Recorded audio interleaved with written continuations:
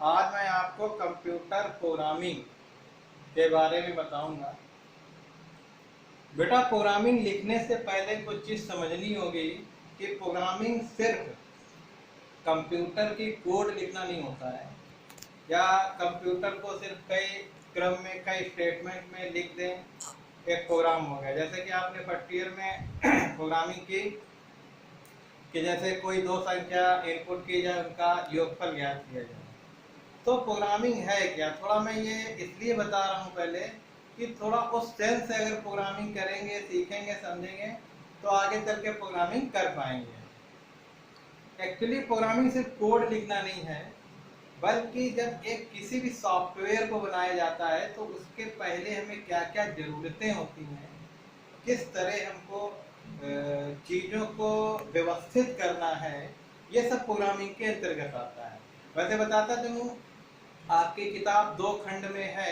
मैंने जो पीडीएफ भेजी है खंड 2 का भेजा है, खंड का और खंड खा। और खंड का यूनिट 2 है प्रोग्रामिंग, थ्योरेटिकल प्रोग्रामिंग है यूनिट 2। थ्योरी पूरी दी हुई है, वहाँ प्रोग्राम नहीं है, कोडिंग नहीं लिखा बताइए, लेकिन पूरी प्रोग्रामिंग होती क्या है ये उसमें बताया गया है। मैं उसकी पीडीएफ भेजूंगा कुछ जरूरी चीज़ों की, तो उसे पढ़िएगा। बहरहाल उसी का एक हिस्सा मैं अभी आपको बता रहा हूँ कि थोड़ा सा प्रोग्रामिंग क्या है। अगर देखा जाए किताबी रूप में प्रोग्रामिंग कुछ निर्देशों का क्रम है। जैसे कंप्यूटर की कुछ कोडिंग कर दी गई सीरियल से, और उसको हम कह सकते हैं कि ये प्रोग्रामिंग है। लेकिन कोड लिखना, एक बड़ा सॉफ्टवेयर जब बनता है, कोड लिखना ही एक सब कुछ नहीं होता है, कोड तो एक उसका हिस्सा है। आप कुछ ऐसे समझिए कि प्रोग्रामिंग क्या है। जैसे हमें एक मकान बनाना है, बिल्डिंग बनानी है, अच्छा मकान बनाना है, हर सुविधाएं चाहिए उसमें, तो एकदम से बिल्डिंग नहीं बन जाती है ना। आप सोचिए, जो मकान बनाता होगा, जो मालिक होगा, उसका पूरा प्लान रहता है पहले से कि जमीन कहाँ लेनी है, कैसी होनी चाहिए, ईंटें कैसे लगाने हैं, मोरल सीमेंट कैसे लगाने हैं, कितने दरवाजा खिड़कियां होनी चाहिए, अगर हम मकान बना रहे रोशनी आएगी कि नहीं आएगी, ऐसी जगह, मतलब सारी व्यवस्था सोचता है वो पहले।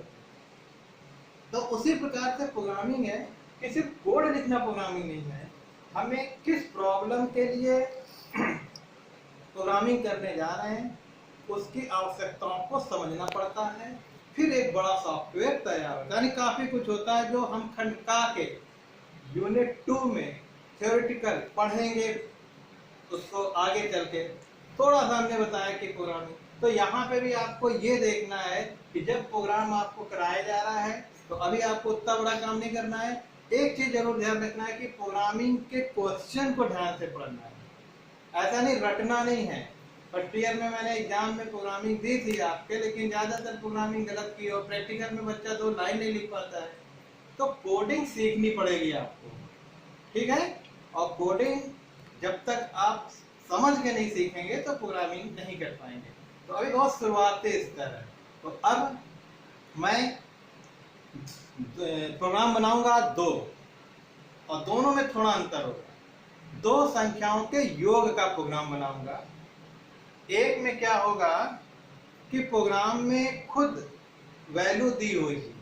जैसे इधर देखिए, जैसे हमने लिखा x बराबर 10, y बराबर 5, तो हमने क्या किया, z equal to f plus y।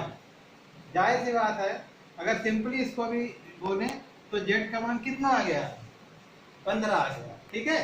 तो अब आप देखिए, अगर हम एक योग का प्रोग्राम बनाए, सम का प्रोग्राम बनाए, और x का मान 10 कर दिया, y का मान 5 कर दिया, प्रोग्राम में ही अगर इनकी वैल्यू दे दी तो ये 15 आएगा। तो अब इस प्रोग्राम को जितनी बार चलाएंगे 15 ही आएगा। तो पहले तरह का प्रोग्राम ये होगा।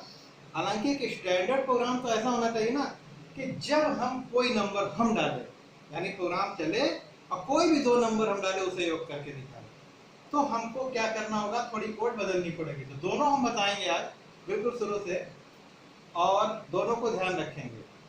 ये तो हुआ, अभी हम बताएंगे आपको एक चीज और, कि अभी तक जो हम लोगों ने यूनिट 2 यानी चैप्टर 2 पढ़ा, C++ प्रोग्रामिंग, उसमें जितनी भी चीजें हम लोगों ने पढ़ी, क्या क्या पढ़ी है, टोकन पढ़ा है, आइडेंटिफायर पढ़ा है, कीवर्ड पढ़ा है, डेटा टाइप पढ़े हैं, ठीक है, कांस्टेंट पढ़ा है, मतलब और लाइब्रेरी फाइल पढ़ी है C++ के विषय में। ये सब कुछ आप देखोगे इस प्रोग्राम में। और एक एक चीज मैं बताता चलूंगा। तो थ्योरी जो आप पढ़े हो एक तरह से उसका हम लोग प्रैक्टिकल शुरू कर रहे हैं, और आगे भी जो थ्योरी अभी चलेगी वो कहीं ना कहीं इन प्रोग्राम पे आधारित होगी, तो ध्यान रखेंगे। अब इसके बाद मैं आपको एक प्रोग्राम लिख रहा हूँ, फिर बताऊंगा।